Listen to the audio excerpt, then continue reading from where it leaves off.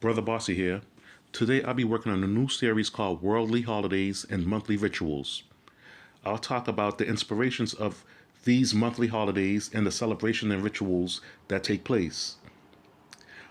These holidays have ancient pagan god beginnings, and a lot of the time people don't know what they celebrate. Now I'm going to start off with the month of January. Now the month of January is represented by Janus.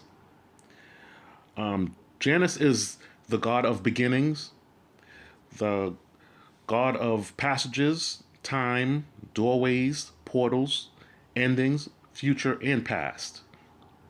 Janus is seen in art as having two faces, one towards the front and one towards the back. So he is facing the future and the past. Just a little side note, the word janitor comes from the Latin janus, meaning arch or gate. That's where the title janitor comes from. Originally, it meant a person that guards an entry gate and is the keeper of gate keys. Ancient Romans celebrated Janus with loud parties, just like the way New Year's parties are celebrated today. The origins of the New Year baby comes from ancient Greece.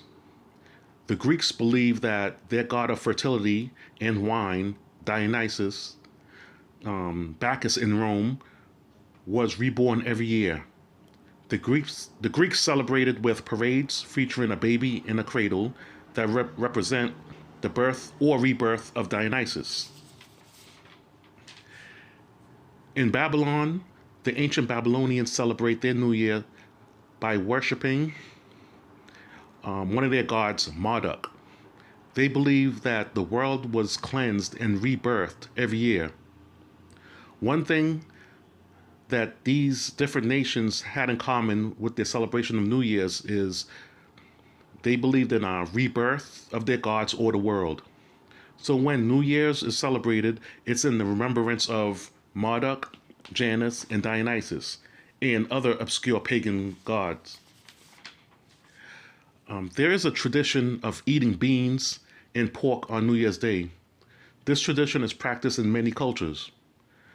This tradition is from ancient Rome.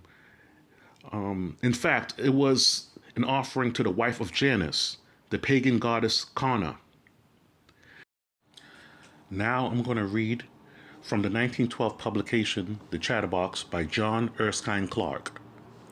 He wrote, "Eating black-eyed peas and pork on New Year's Day originates back to the pagan god Janus and man's attempt to appease him through his pagan goddess wife Carna, goddess of human organs.